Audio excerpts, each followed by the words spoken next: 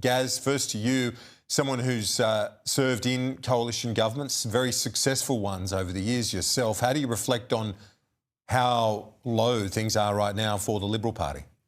Well, start with the arithmetic of the polls and you can start seeing why there is such tension within the coalition and it probably has to vent before things get better. But if you're going to be parading yourself around on a primary vote somewhere between 21 and 19%, you can expect the animal spirits of political advantage and opportunism to be rising, and that's what's happening. I agree with Michael McCormack. There is time before the next election. Cooler heads will prevail, but this has to be sorted out because at the moment, with interest rates on the rise, the only place in the Western world where rates are rising, the opposition can't land a blow on the government effectively, and they need to get their own house in order before they can.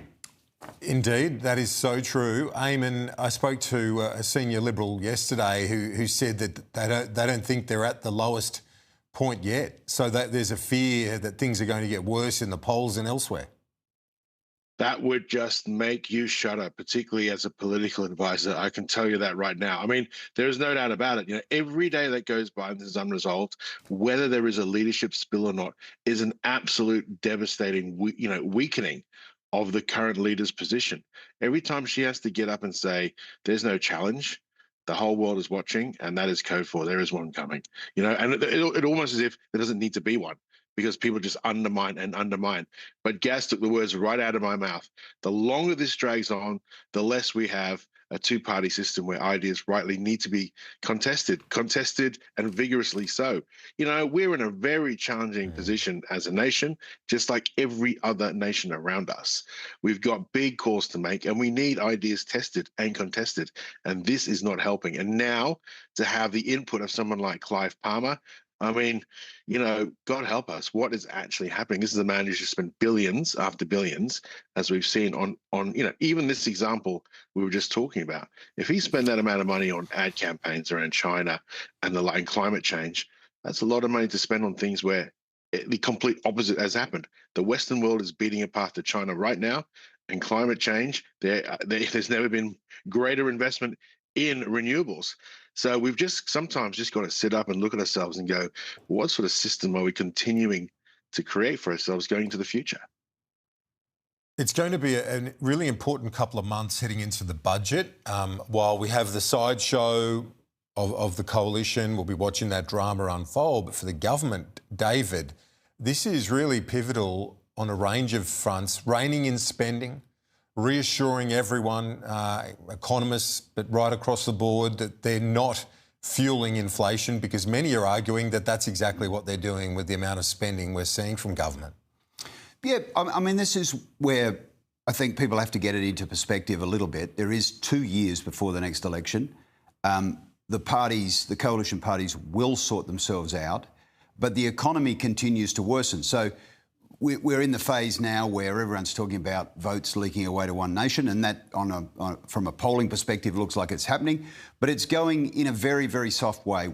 No one has any clue what One Nation stands for at all, other than probably the simple messaging around inflation. The parties will draw a bead on that. The coalition will draw a bead on that, and they'll wind those voters back. You can't be an alternative Prime Minister as